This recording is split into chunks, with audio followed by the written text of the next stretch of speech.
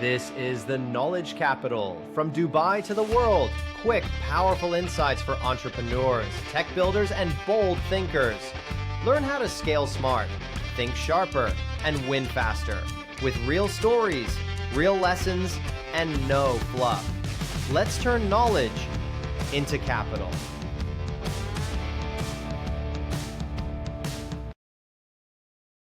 Hello, everyone. Welcome back to the Knowledge Capital. Good morning. Good morning, Audrey. Good morning, Jack. Good morning. So yes, welcome back to this to the Knowledge Capital podcast. The topic of today is to introduce a bit what we are doing and what we aim to build at Limitless Capital. We are also taking advantage of this special podcast to introduce Jack Trefon, our new CTO at Limitless Capital, that will lead all our tech initiatives and projects for the coming years. Hello, Jack. How are you? Pleasure to be here. Thanks. Thanks for coming. Audrey is here with us today, also our COO and Hi, co-founder of everyone. Limitless Capital. Hello, Audrey. Hi. Okay, so yes, just to start, let's dig directly in your story. So Jack, welcome. And if you can give to our audience a quick version of your journey, how you went from working on large systems in the US to leading tech in some ways and today at Limitless Capital.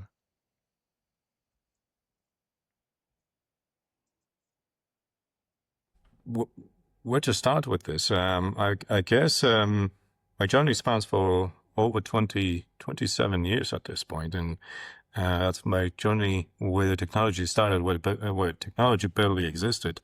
And I always chased it with passion, and I guess that's what helped me to be where I am right now, and being on the cutting edge of technology and the latest solutions that we are at the forefront of what we do, naming AI and all the elements that accelerate in today's businesses. And where do we started? Working on the big tech and the big solutions for Fortune 500s and big enterprises and the government 10, 15 years ago was all about making sure that the data flow is pristine. And whenever the data travels from A to B, that has to be pristine, and you have to cover all the exceptional cases. Then if we're talking about government, and there is a layer of security that has to be applied, and the element of compliance that complicates the project, because it doesn't necessarily have to be fast and secure, but it has to be compliant as well, which is additional layer that you have to take into equation. And that was the technology back in 10, 15 years ago, making sure that things work effectively and work accordingly to all those rules and regulations and paradigms. These days, it's where we are today. We are at the verge of technology transformation, and as I just mentioned with the AI, the rules are being rewritten and completely changing, because what took 100 men 10 years ago now can nearly be done overnight with the proper AI. So, what all the rules we don't know yet, and they are still being written, and we are about to find out. But it's exciting times to be around. Yeah, exactly. We are seeing all the tools that are made accessible to all companies, all entrepreneurs to scale and go really fast into the market and solve a lot of problems are really exciting. Before entering in more in your deep knowledge in terms of technical, would love to have like the 3-4 milestones that you had in your career that led you here in Dubai and here in AI, like just some significant things you achieved or you did in the past that will a bit justify and give a bit the dimension of your personality and your vision. Got it. So as I started, I think is the milestone or continuation what I just mentioned. The first thing is from being the technology geek into where I am right now, I think my first milestone was doubling down on compliance. So I worked for a crypto exchange in Abu Dhabi, and that was my first double down, where everything we did was all about compliance. We had to seek the approval. We had to go through massive regulatory fences. And that was my maybe not the first, but like first serious exposure to the compliance sector, where the tech no longer was the most important thing. The tech was the second, the compliance was the first. Even to the point that if you want to build the tech, you have to seek the compliance approval. And then you can fall down into the tech, but it's even then you didn't have the freedom of building what you want. You had to build of what's allowed within the boundaries and the framework of the compliance sector. So that was I would say the milestone number one. And from the exchange, from leading the exchange, I went into the neobank, online bank in Abu Dhabi as well, which pretty much was even stricter because the trading license is quite of a challenge, but banking sector, that is completely different ballgame. That is whatever the exchange was, times 5. So I would say my first milestone and transformation from being the sort of the tech enthusiast and tech freak, I would say, being passionate about building things small and big, with the compliance, and is it possible to be built? I would say the second milestone was when I started my MBA was, should this be built? So my first half of my life where I was really passionate about getting something done, building something, usually came from the fact that I found out and learned about some technology, and it was clear to me that this technology would be amazing to build this particular solution. And that's exactly what I did in first decade and a half of my life.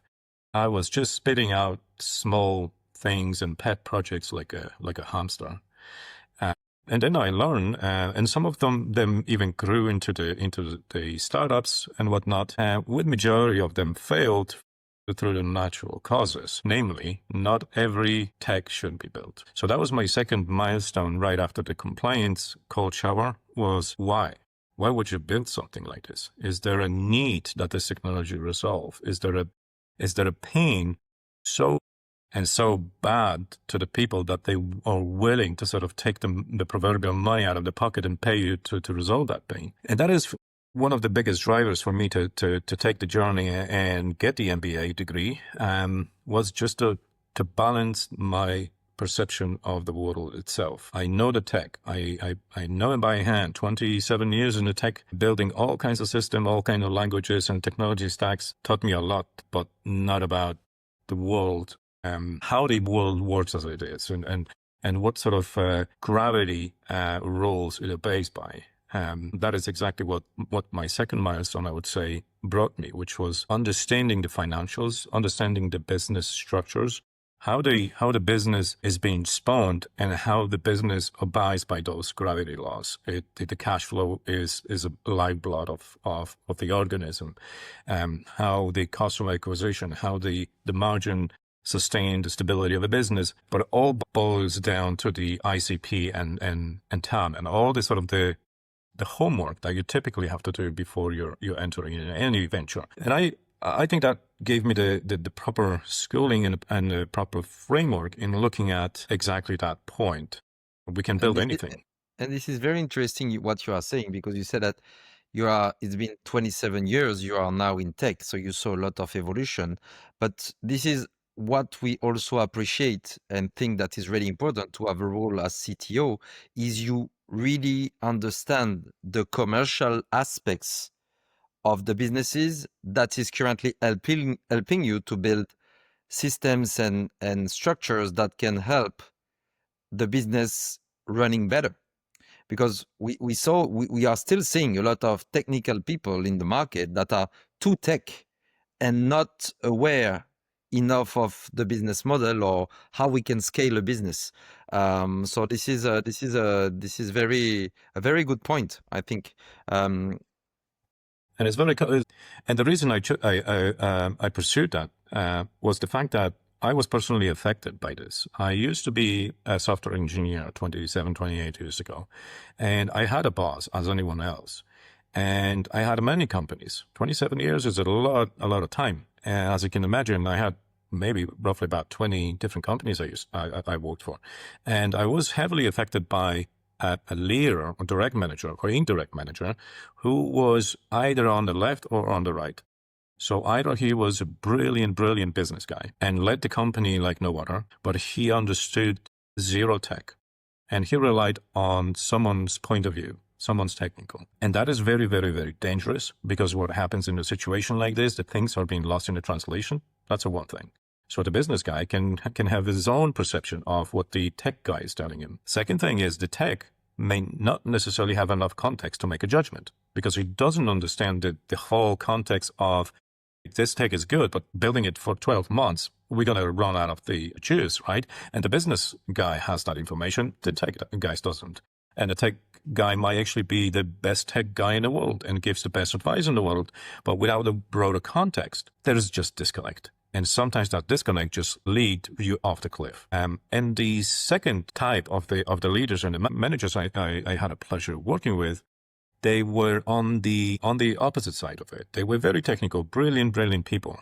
Understood tech like no other, but they didn't understand the business world. So they were making decisions that were equally dangerous, because they were driven by, we have to push this tech. The tech has to be pristine. There has to be zero technical debt. The tech has to be on the world's best stack. We are not going to use JavaScript because JavaScript is lame. We're going to use Java. We're going to, build this tech in the world's best stack.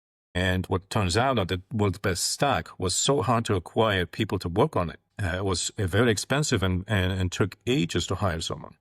From the business perspective, that was super damaging and pretty much bleeding the company until the point that we just ran out of funds. So the both edge cases are super dangerous for any business, because you run out of juice either by just making the incorrect technical decisions, at least in the tech sector, in the tech business, or you bleed yourself by making the business decisions that are not backed by reality.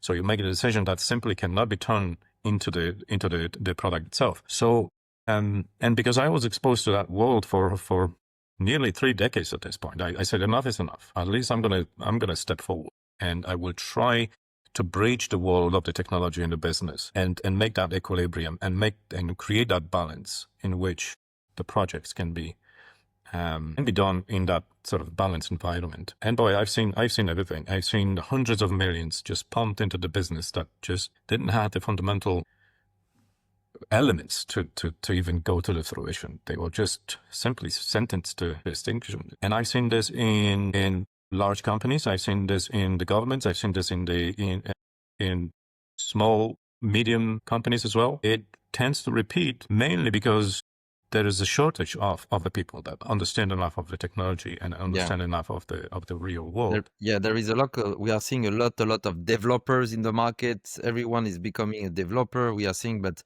the experience you are mentioning is much more important in terms of But that is framing the needs. That is very good. You mentioned this because that's completely a different problem altogether. I just mentioned that some people might be equipped to do the job, but they lack the broad context. But what you just mentioned, that's a second problem that the industry suffers from, which is the people that were just brought into the industry like a moth to the flame.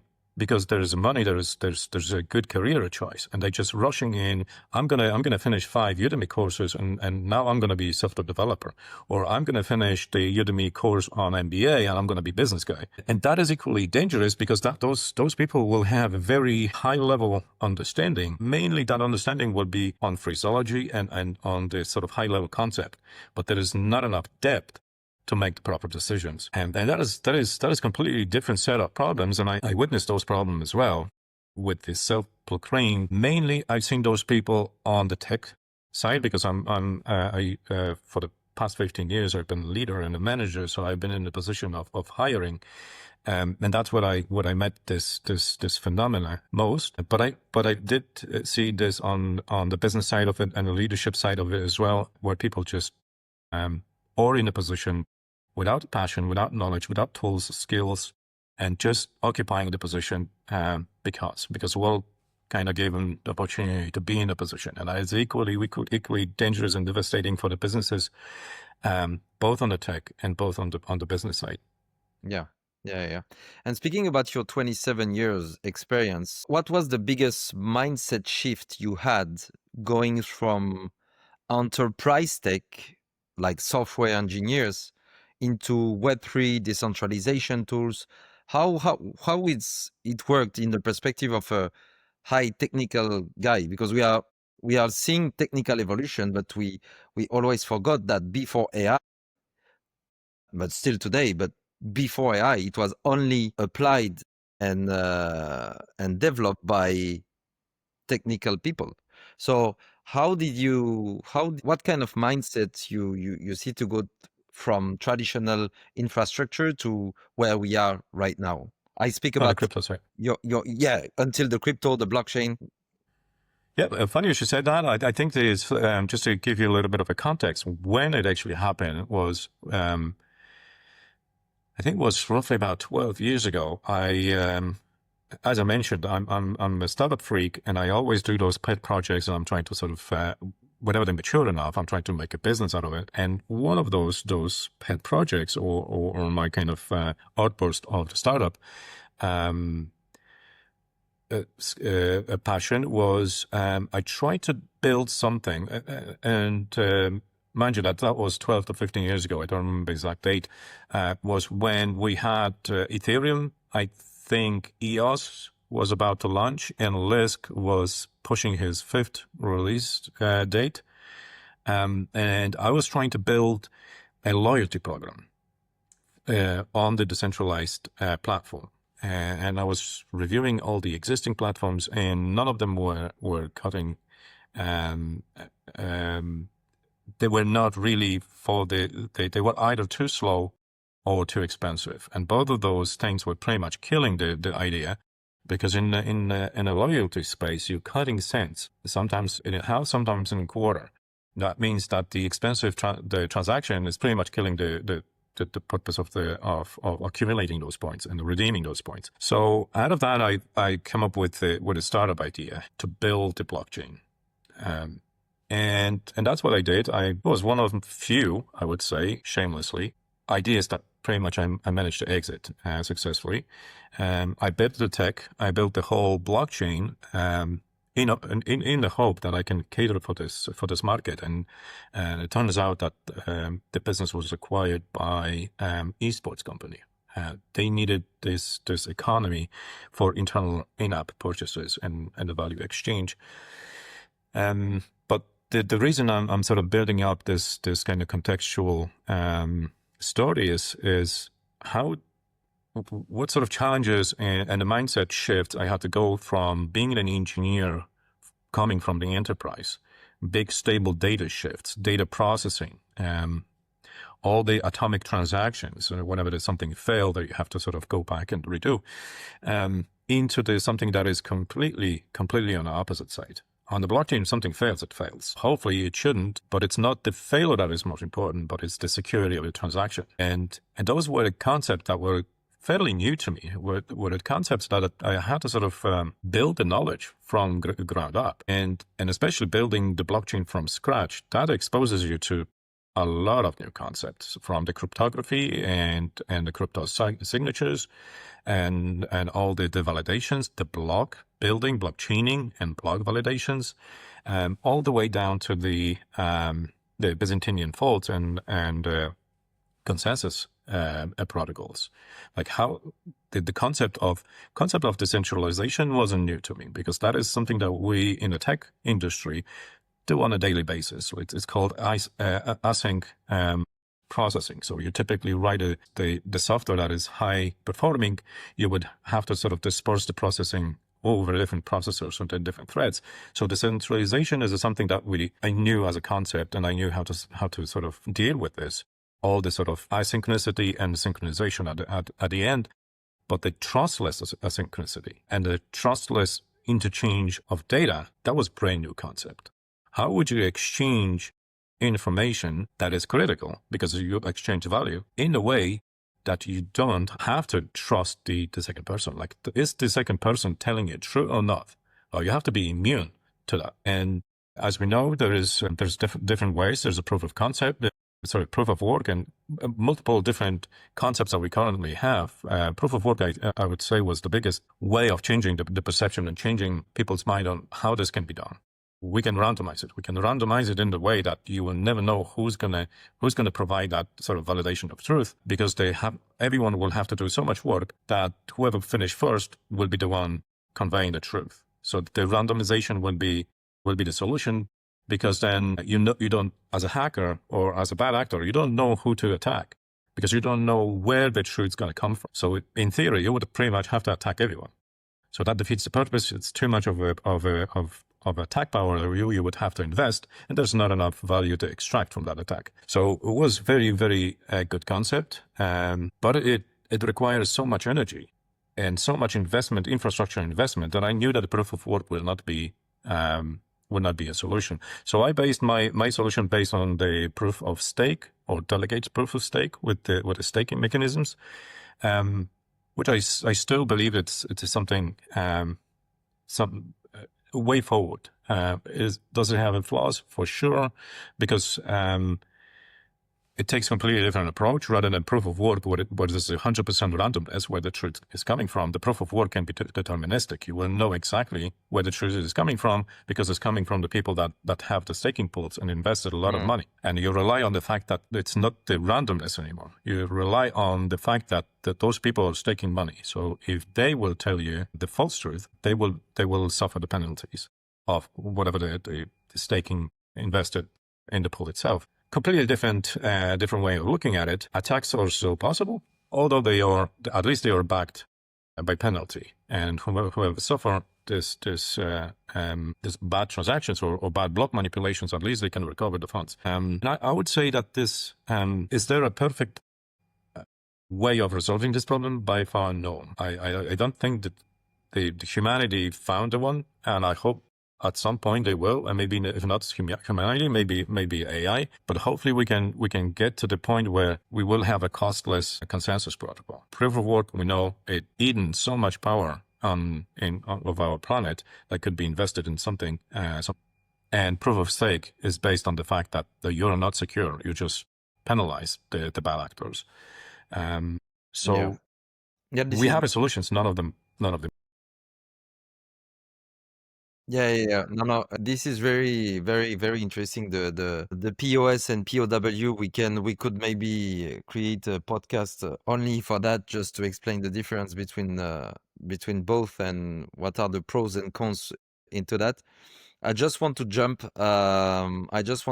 Into our last initiative at Limitless Capital, as we are regularly reached by some entrepreneurs or any company that want to start to implement technology in their business. We accumulated a bit of technology in the company and decided to put this technology into the market in a form of a tech marketplace. So just to explain a bit what we are doing at Limitless Capital, the tech marketplace is just finding a way to make people saving money and saving time in launching their MVP. We saw that in the past years, at the boom at the fintech, like 6-7 years ago, we saw a lot of entrepreneurs building deck and just going to raise money just to build an MVP. It's not the case anymore. We are seeing, as we are working with investors on a daily basis, we are seeing that the investors are much more keen to invest, to scale a concept that has been proven, instead of betting on entrepreneurs that didn't show any traction for their project. So we thought that has sense to try to use the tech that we have at our disposal to make it available really fast in a concept of a white label platform. And then the entrepreneurs can test their concept. And once they are seeing that their business model is working, they start to have customers. They can show some data to their investors and say that, okay, now we need to raise funds to scale this business and maybe to start to build again from scratch the tech, because we identified some weaknesses or some pain points that we cannot solve with the white label tool. So what do you think about this fast track approach, Jack? Do you think that we think that is necessary to be fast into this market because the world is going faster and faster. And yeah, this is why we believe that concept of tech marketplace can be really useful for people who wants to start to build. I couldn't agree more, Eddie. And that's, I would tie it to what I said earlier, is not every tech should be built, but there's an opposite side to the same coin, which is you have to rush into the validation. Because if you have an idea, no one knows if the idea will work or not. And so I took this journey of sort of balancing my worldview, which gives me tools and equips me to judge it better. But would I be always right? No. I would have a probably 1-digit percentage in assessing, does the idea has flags, or will it fly? Will it actually make Of course. money? Only the market is answering this question. You can think Exactly. all the odds are on your side, but at some point, this is, are the customers buying? Are the customers using your? Absolutely. Again, I couldn't agree more. I think one of the greatest people, well, the greatest, at least the one that made a tremendous impact in our century, Steve Jobs. He was a very good example of this thinking process. He was stubborn to the point he was telling all of his employees that people do not know what they want. I know what they want. And he was so persistent in pushing his idea to the point that he clearly succeeded. Back in the days where we were listening to music from cassettes or CDs, CD players, he made a bold decision that it should be a small device, easy to carry in your pocket, that should have hundreds of CDs. And he was so persistent. No one wants it. No one wanted it. The people invested so much into the hi-fi, high-fidelity equipment, with the speakers, with all the sort of the expensive equipment. None of them were interested in making like a small device that you can carry with them. And if you tell them, like, I'm going to build something like this, I'm going to build a small equipment that you're going to put in your pocket and you're going to carry, the people will probably think like you're something else. But he persisted. He built, he released, and all of a sudden the market just stormed. Not even accepted it, not even took it. They practically stormed, and he revolutionized the way of we were consuming the media out of the physical medias into the digital way. Nowadays, probably no one will remember this because we so comfortably got used to the things like a Spotify and YouTube to consume that audio. Back in the days, we actually had physical discs or vinyl discs. You had to go to the shelf, like similar to the one on my background. They have to pull something out of it, put it into the physical device and click play, and then you could enjoy it and consume it. And these days, it's just literally one click away. And these guys just practically push this evolution and the world shift into the destination where you're in. And that is exactly what the world is. Sometimes we know that something is not going to work because simply it doesn't resolve any problem. Sometimes, even if we know, that may not be the validated way. You might have to try it, you might have to push it, you might have to convince people. But what if you change your behavior? What if you do this way from now on? Yeah. And only the experience, the hands-on approach will give you the best feedback. We can stay in our offices for years and years and years studying every data that we can get, comparison studying and everything. Only the market will answer your question. So this is why we really push and really wanted to solve a big problem, because it was a problem that we faced with Audrey in the past decade when we were building several products, several things, and it was really slow to build. Secondly, it was very, very expensive. When we said about very expensive, when we wanted to have a tech from scratch, that was something like 100K plus just to get an MVP. And we were on a timeline between 12 months and 18 months. We know that with AI in the era we are entering right now, 1 year is becoming the old 10 years we had in terms of acceleration and expansion. So we saw that with the tech that we have, the core infrastructure that we have, and the way we can help entrepreneurs, we are solving the problems we met 10 years ago or 8 years ago. It's like when you have 100,000 budget and you want to try some ideas, You will be able now, through a white label system, to try 3-4 different ideas, go into the market in a month instead of 1 year, and test the ideas. And it's great to compare that with Steve Jobs and Apple in general, because we only see now the top of the iceberg, which is the top success and everything. But we are not seeing all the problems he faced, especially when he launched the Macintosh at the time, and all the problems he had, and how many times they were so close to shut down the business because it was too complicated and the market was not answering as they were expecting. So the market is the most intelligent and the most how we can say that, the most real feedback you can have on your product.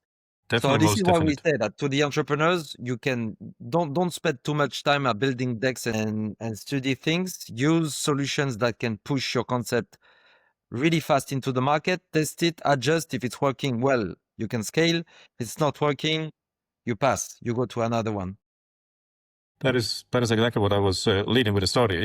So the Steve was a very good example, although it actually shows like how much work, money, and tireless effort it took him to achieve something. In today's era with the AI accelerations and the marketplace that you just mentioned, he could probably release 10 of his crazy ideas in a parallel. And he could Exactly. validate the market way more rapidly. So we are living in a very interesting times. From idea to the product, we are practically days away, not hundreds of millions, Yeah. and not years or decades like Steve did. We are days, weeks, months on the big ventures. Exciting times. Yeah, it is exactly. And at Limitless Capital, we tried to take this wave at the earliest possible, and especially understanding how existing industries like big markets can move and take advantage of this new technology. So I don't want to speak only about technology, but speaking about infrastructure. And blockchain today is giving the best support to increase security, to increase transparency, to increase scalability, and to increase efficiency. So I want to talk about several projects that we have at Limitless Capital right now. And one of the top projects we have on the plate for the coming year is Shane Give, the first ever decentralized charity platform. So I will introduce a bit what is Shane Give. We identified several pain points in the charity industry. People lose faith in NGOs because a lot of scandals came where were not really aware where the money is going. We give the money, we are not really seeing where the money is going. We do not have transparent reports and so on.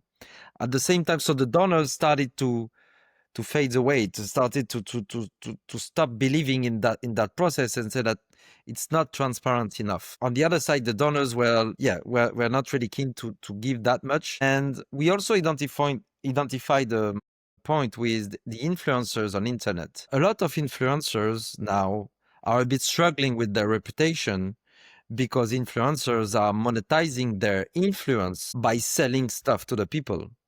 The problem we saw, a lot of things are coming back, and this is why this is getting harder and harder for influencers, even if they have a very good intention to influence their community, is like finding reliable partner or reliable products that you can be sure as an influencer will work or won't have any problem to receive or anything. It's hard for them. So influencers are really struggling on their reputation, the management of their reputation. So with this new tool, we will also help the influencers to match with NGOs and use their influence for the good. And this is something that we think really, really interesting, because that will give the NGOs the opportunity to bring more transparency on how they use the funds and tap into a new market, which is what we can call the micro donors, and that can be attracted through influencers. And influencers will take advantage of their influence for doing something good, which is working with the NGO that is sharing the same principles and the same vision, and starting to really build something that matters. And on the top of that, because we really wanted to build a project that is a real win-win-win project that was giving more exposure to the NGOs and offering them an untapped market, giving the influencer the possibility to influence for the good, and the donors to give in a charity project that he trusts and now can really verify where the money is going for what they will use it. But on the top of that, we added a raffle system into that is giving the possibility to every donor to win a kind of lottery ticket. So yes, the format will be like a raffle system. Every dollar paid will be $1 $1 raffle ticket, and the people who will create the pool, like usually the influencer, will have the possibility to decide what is the percentage of the pool allocated to the NGO that will be designed to be for the lottery system. Everything will be built on chain. So this is we will talk about it a bit later, Jack, regarding how that can really break the barriers of access and also not breaking the expansion of a revolutionary concept like this by building on-chain, because on-chain is like operating in the other part of the world. The blockchain and everything that is on-chain do not have to comply to any form or thing based on regulations, because everything is totally transparent and ruled by smart contracts. So yeah, maybe Audrey, I know that you particularly love this. Yes, yes, I really love Chengi, because as we saw many times, even us, when we wanted to give to the charity, we didn't trust them. So for us, it was a perfect match because as we work in new technologies, we saw that opportunity. Yes, we saw we could use it to make giving more transparent, engaging, and rewarding for everyone. The win-win-win concept for us is really interesting, and we are really happy to launch that kind of projects that is to do good also, because it's using all what you know, all the experience we have for doing good things.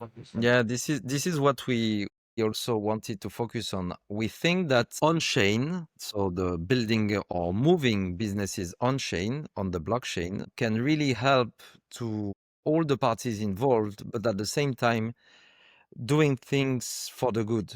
And we really believe that in business now, the future of business is not only doing business for your own business, it's providing solutions that are good for, of course, for your business, because we are a business, but for the world too.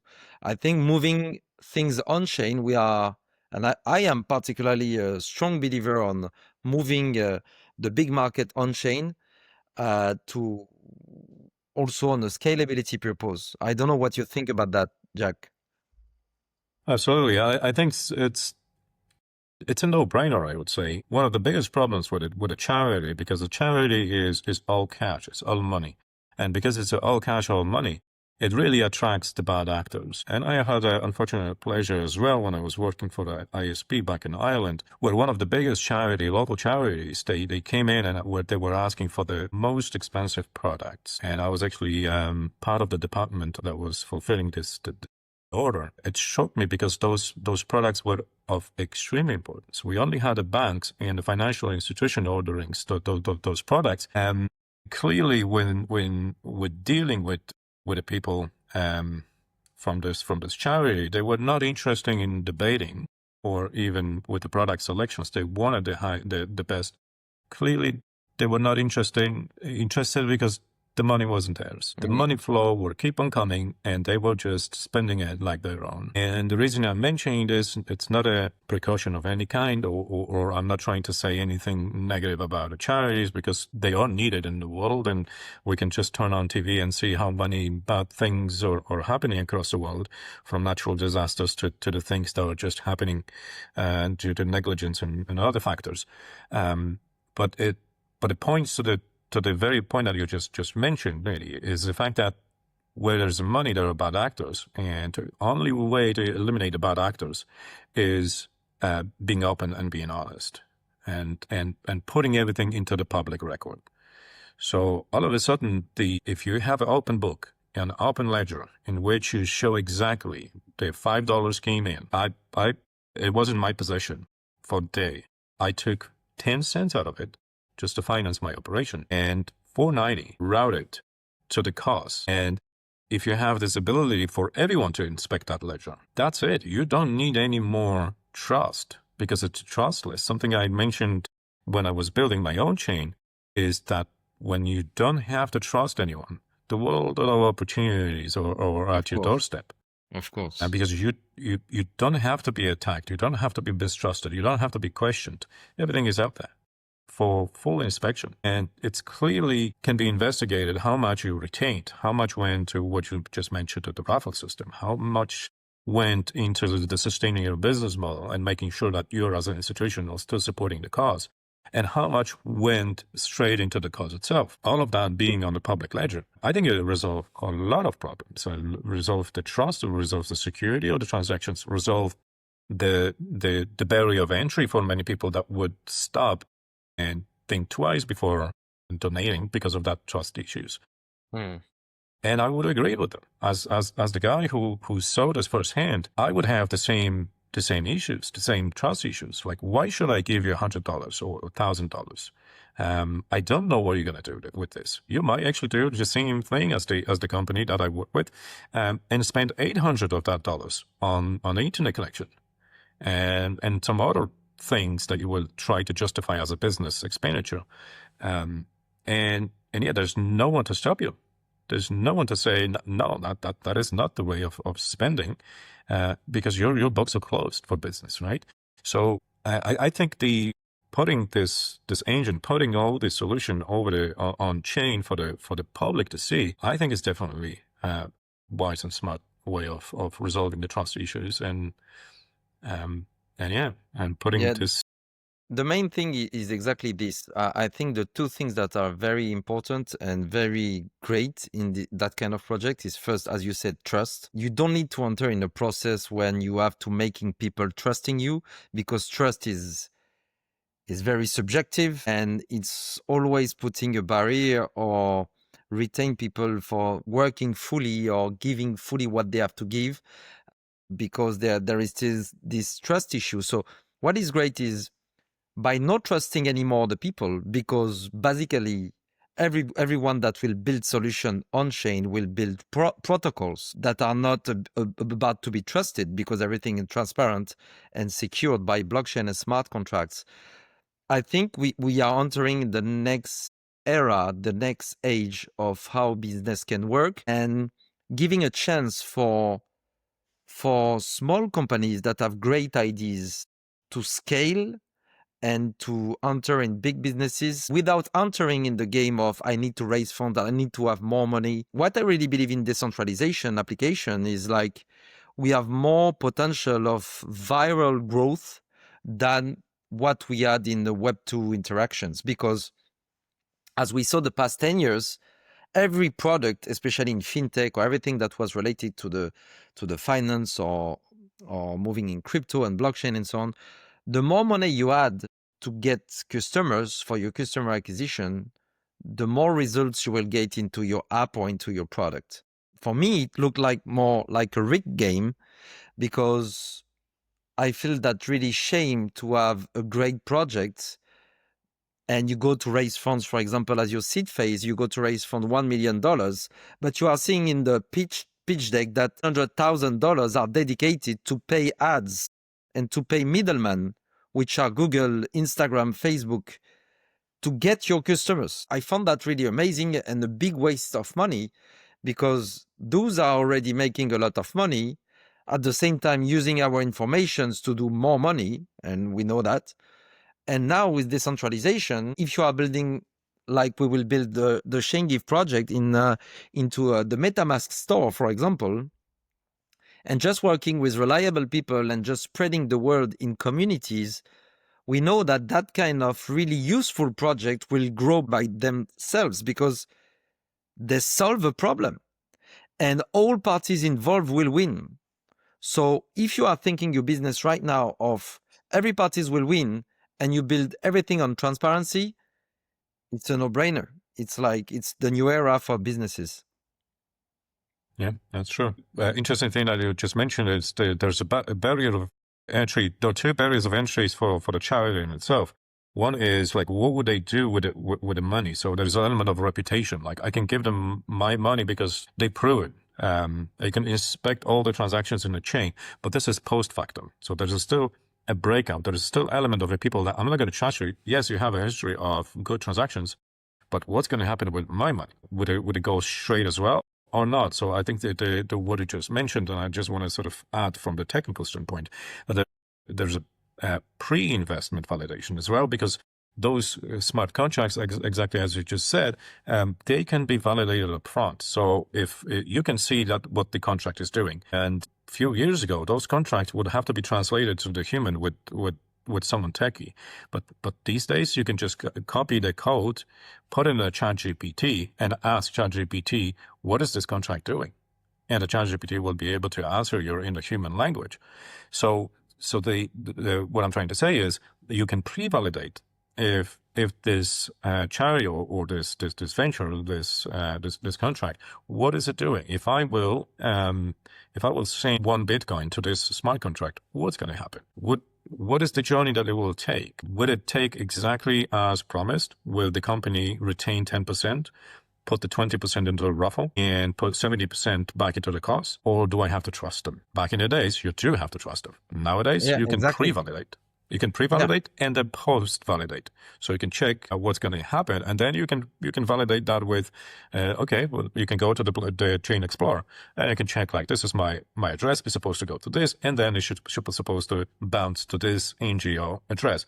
Did it happen? Yes, it did, as expected. So yes, and even if you are not really tech and you do not understand coding, or you don't know how to read a smart contract, it's really easy today just to copy paste the smart contract into an AI like ChatGPT or any others, just to analyze and just to raise some flags that may appear for the customer experience. So as you said, the smart contracts is solving a main problem, which is trust. The last point I wanted to talk about, it was scalability. The automation brought by decentralized application and smart contract automation are also solving a huge problem, because many great companies or great startups fail because they didn't reach the money they needed to hire more people when they needed. So the business exploded because they were not able to answer the customers at the right time, or to deliver, or to supply all the segment of the chain of their business, because they lacked cash at the moment they needed. What is great is you can scale a decentralized application from 10 users to 1 million users without hiring 10 more people. And this is a real game changer for entrepreneurs too. And this is why I think now all entrepreneurs that are tech sensitive would have much more to look at decentralized application, and much more building protocols on chain that can help businesses to scale, instead of trying to compete with the old world and still continue to build apps and platforms that need to go through Web2 big guys to get your customers. I think the future is decentralized. The future is peer-to-peer, and no trust involved, and scalability maximum. exactly, Hedi. So exactly as you said, element of scalability. Well, clearly not everything can be built on a chain, but the things that could be built on a chain, there's a list of reasons. As you mentioned, there is the trustless element into this. Unlimited scale. There is element of security as well, transparency, and this element that again, as you mentioned, the element that killed so many businesses because they did not have $300,000 for the AWS infrastructure. They had a demand. The people were knocking on the door to get the service, and they couldn't get a service because simply there was no money to pay the infrastructure, pay to upscale the servers. And that does not exist on the chain. The transactions are upfront. It's applied to the fee is applied to the transaction, and that fee pretty much pays for the infrastructure and for the scale. It's definitely a way of not worrying about something that, as you mentioned, killed so many businesses before. So I would say if there is a high potential in growth, high potential in demand, and it can be built on chain, I would say 9 out of 10, it should be built on a chain. It doesn't expose you to the unnecessary risk of scale. It doesn't expose you to the unnecessary trustless issues that might actually slow your business, and especially if you're a middleman in a transaction, like let's say a real estate, or any business in which you take the value, you take the funds and route it into the destination. All of those things, I see so many issues that you can kill the business, kill the viable idea that is in demand if it's not done on the chain, and can beautifully bypass all those issues straight into the unlimited scale if correctly done on the chain. These days, it's practically unnecessary risk to build it on the centralized infrastructure. This is very exciting for the near future, and at Limitless Capital we really believe in it, and we are also building other projects. I think we don't want to make a podcast that will stay for 3-4 hours, even if we would love to talk a lot about a lot of things. I want to speak about the new activity we released this summer. That was our new VC model that we are launching at Limitless Capital. As we said before, we are developing on a weekly basis a lot of tech for other people, for us. And we said that all those assets need to be put at work. So we launched our new venture capital model where we aim to scale major businesses with tech. So we identified 2 kind of businesses, especially here in the UAE, that could really take advantage of the technology we have in-house to scale their business without hiring, because this is what it really means, scaling. Scaling is not only growing the revenue, this is also growing the revenue and the profit by reducing or limiting the fixed cost infrastructure. So we identified two industries here where we are really excited to start to work with, which are accounting firms and e-commerce. The accounting firms, we know that this is a highly predictive business, as 95% of the tasks can be automated by a good system. And also for e-commerce, because we know that the e-commerce it's easy for the due diligence, easy to know what is the value of a business, and also easy to scale when you implement cross-selling, upselling tools, customer onboarding, loyalty programs. And what is very exciting is you can start to implement that from tomorrow in your business, even if it's accounting or e-commerce, and starting to see the results the week after. Because the technology we are able to implement are efficient now. This is not a strategy that we will implement and we will see the results in 12 or 18 months. So yeah, what do you think, Jack, about if we speak about accounting firms, and especially the technology that you develop, the Guardian technology that you developed and that we aim to implement in accounting firms? How do you see that? Yes, so I think what's one of the biggest problems, well, I would say there are 2 problems that this technology will resolve. One is the fact that the tax is something that is not a second nature to the region. The people don't know what the tax is because it's just been announced practically yesterday, and many people do not even have the brain developed to the point that you will take the sum and apply or deduct the tax out of it. That sort of arithmetic did not really engrave in the brain of the people of the region, because the tax was never an element that they had to deal with, as opposed of the Western civilizations where we are pretty much taxed at the day of birth. And this is very natural for us to say, if you have to pay $100, $122, at least in where I am, is the price plus VAT.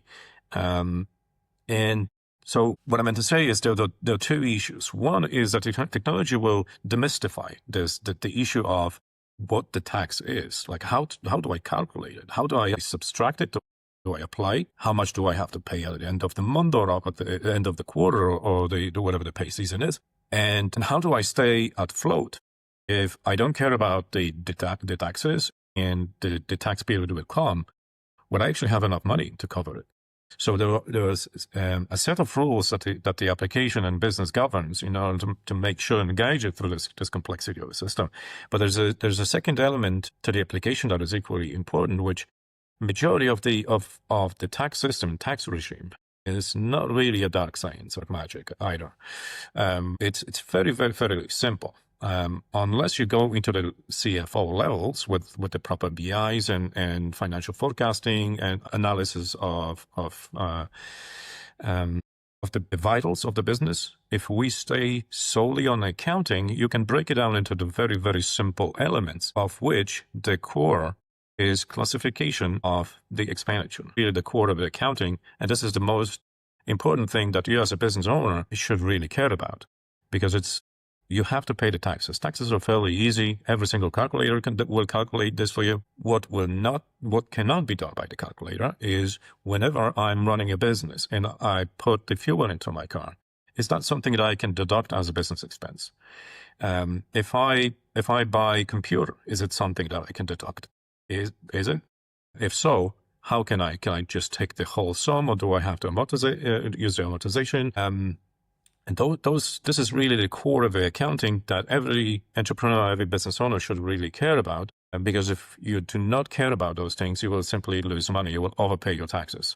And the only happy person out of that equation is the government, because they just get more money. But you might actually struggle as a business because you take like literally everything that you earn and you pretty much bring it to the taxman without the proper deductions. And going back to the product and what the Guardian is aiming to do is utilizing AI technology to do that tax classification.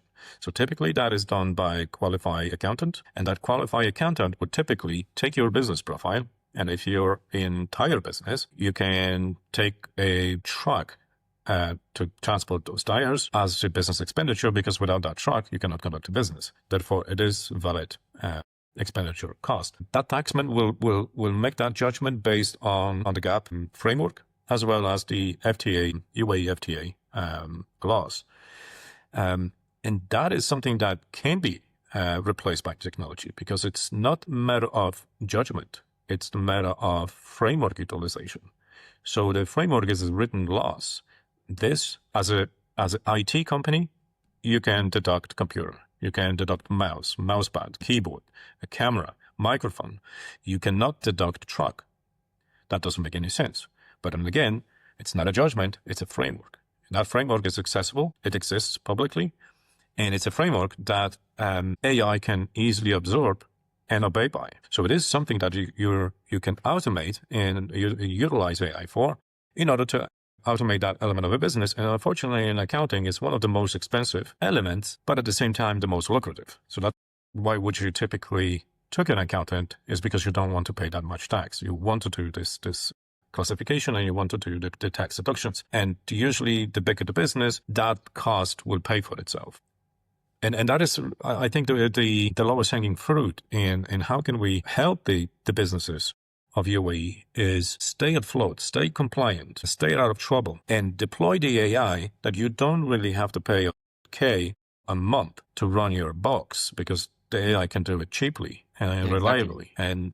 And yeah, I think that's in a nutshell, that is what we're trying to bring to the market. Yeah, that is very cool. So to be totally clear with potential partners and investors that are listening to us, our business model is like focusing on accounting firms implementing our technology. So buying the company with the help of our partners, we implement our technologies. At the same time, we give an exit opportunity, a good exit opportunity for the seller. And our vision is to flip the business, is flipping the business for 4 or 5 years, scaling it without putting too much weight in terms of fixed cost, developing the business and selling it back at a higher level. So this model is very interesting for investors that want to gain exposure to revenue generating assets in a smart way.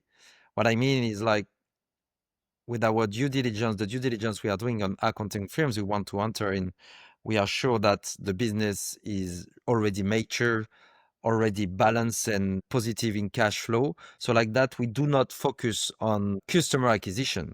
They already have enough customers. Our mission is just entering, auditing in a way the company to identify the weaknesses and where we are losing money, and directly implementing the technology to start to scale the business from the day after. What is good is we can really track the efficiency of our implementations, of our technology integration on a daily or weekly basis, because technology can give us the data that we really need to adjust and to do what we have to do to make this venture possible. So yeah, a lot of things are going. We will probably host several more podcasts with you, Jack, to dig a bit more in our initiatives, in market conditions, in opportunities.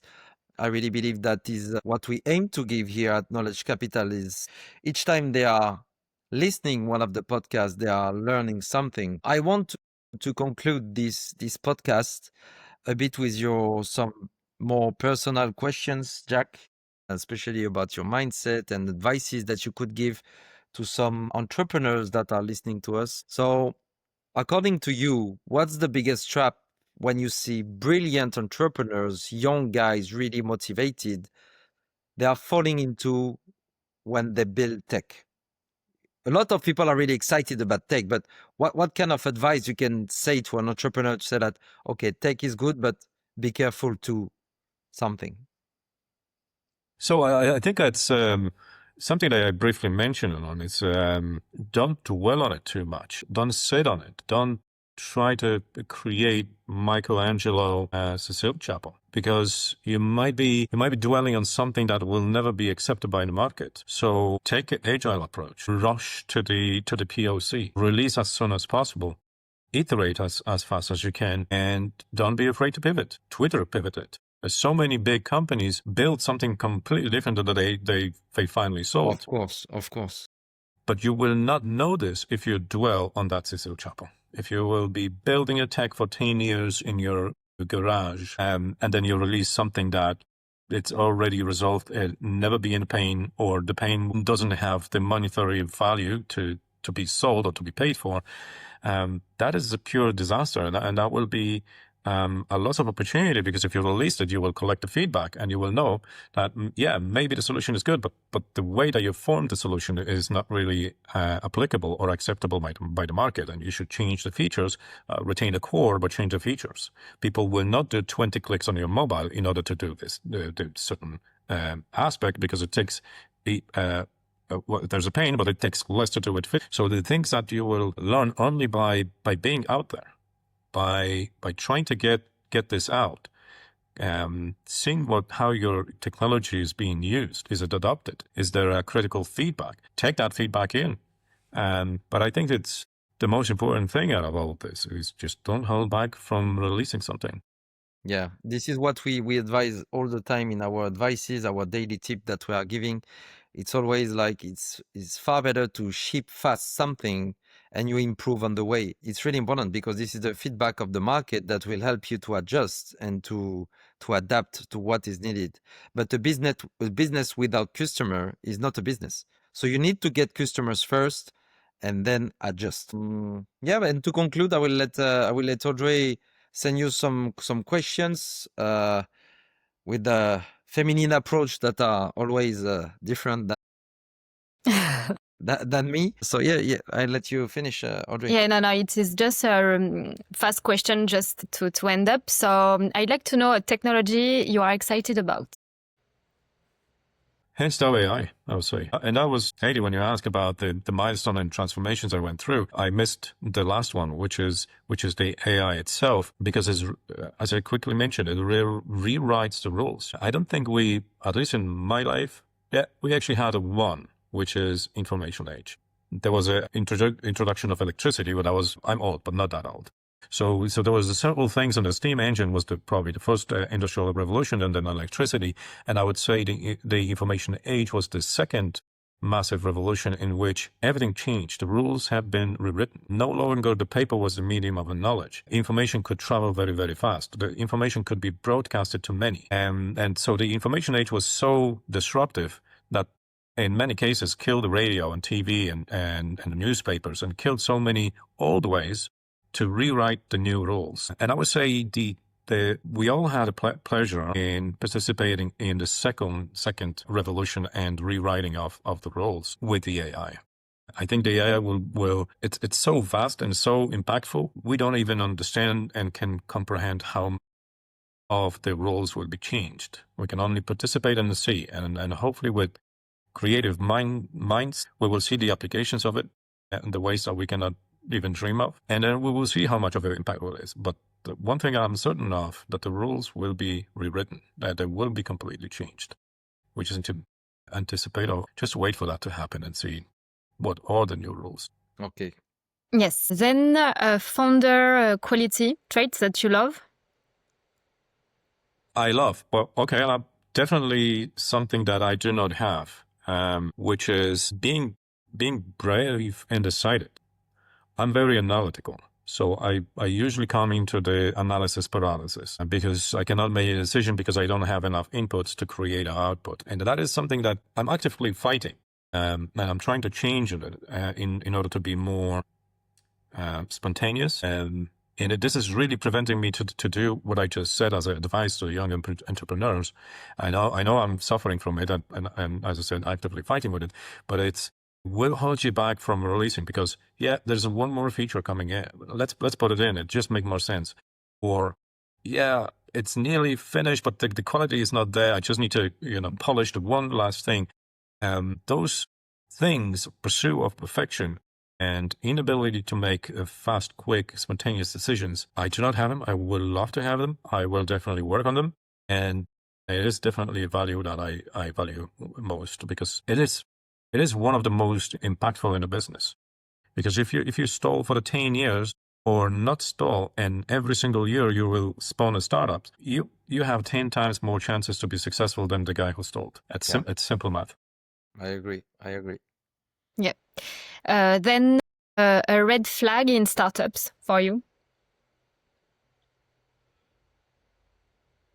Of attachment to gravity loss, I would say.